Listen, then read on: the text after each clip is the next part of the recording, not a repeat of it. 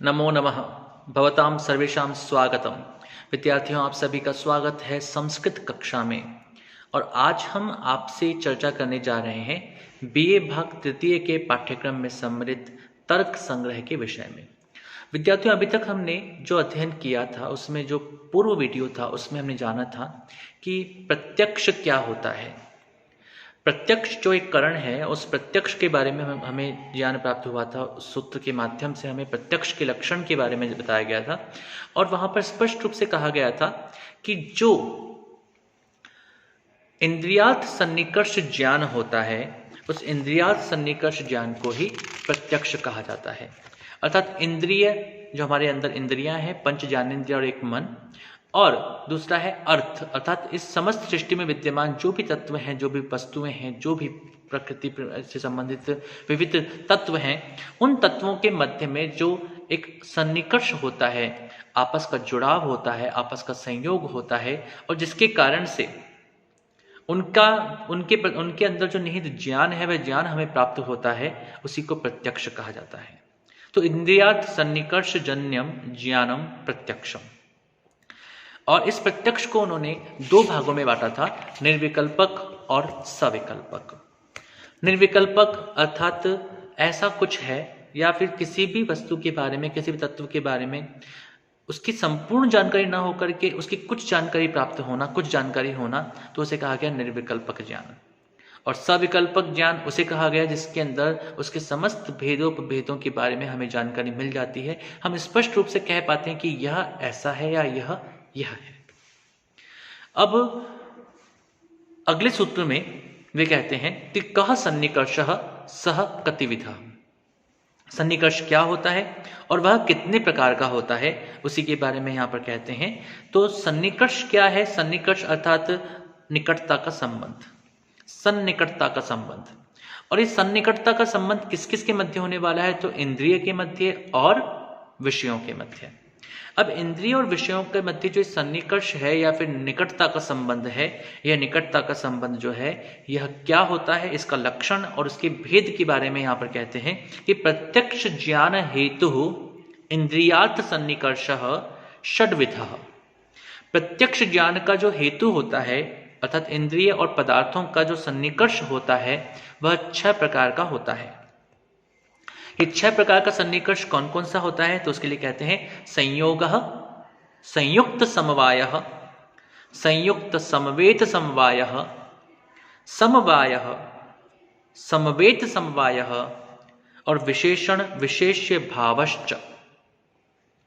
तो पहला है संयोग, दूसरा है संयुक्त समवाय, तीसरा है संयुक्त समवेत समवाय, चौथा है समवाय, पांचवा है समवेत समवाय और छठा होता है विशेषण विशेष्य भाव। तो इस प्रकार से हम देखते हैं कि यहां पर 6 प्रकार के सन्निकर्ष की चर्चा की गई है। अब ये 6 प्रकार के सन्निकर्ष क्या होते हैं उनके बारे में हम जानकारी प्राप्त करते हैं।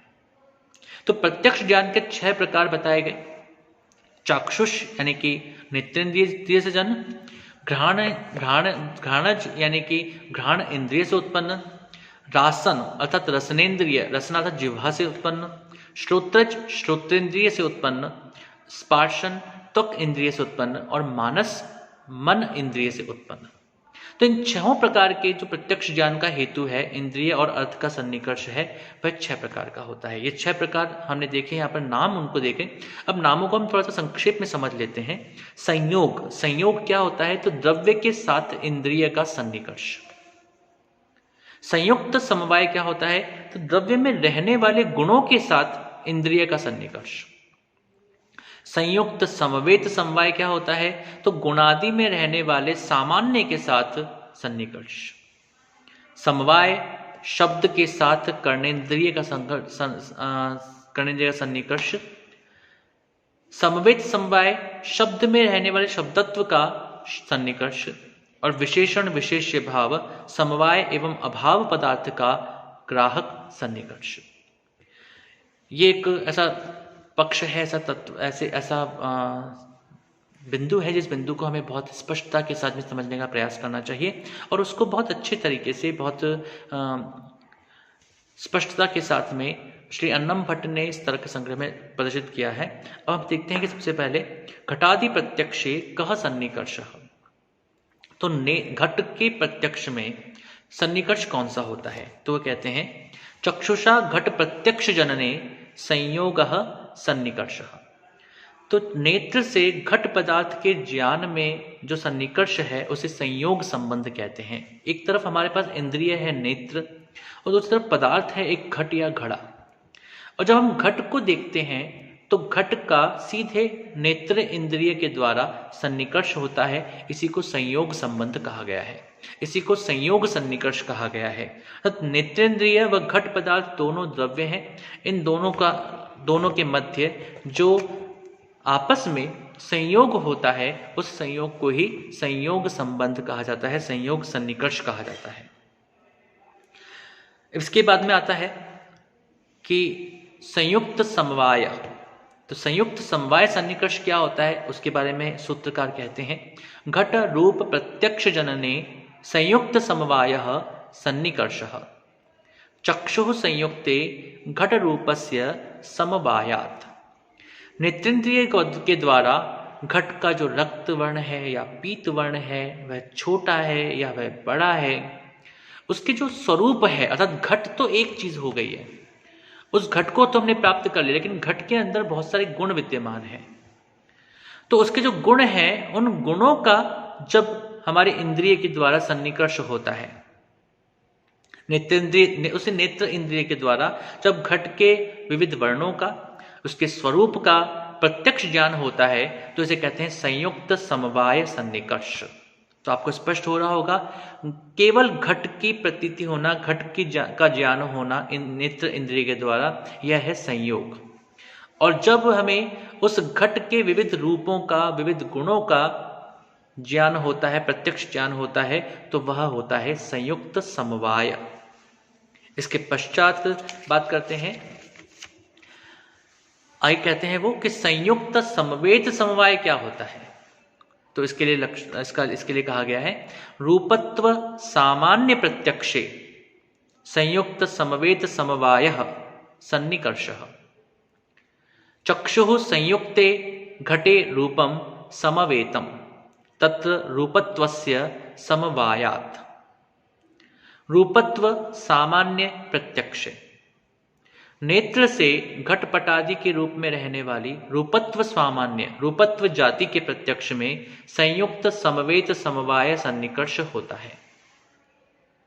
क्योंकि चक्षु इंद्रिय से संयुक्त घट में रूप गुण समवाय संबंध से रहता है और रूपत्व जाति समवाय संबंध में रहती है।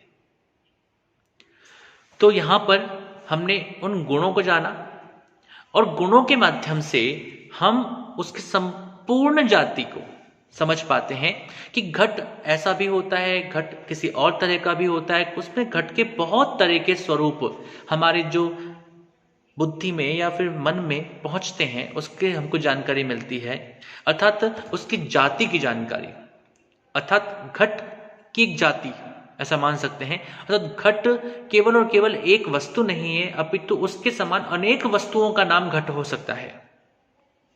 तो केवल हम जब एक घट को देखते हैं तो ये तो हुआ संयोग संबंध।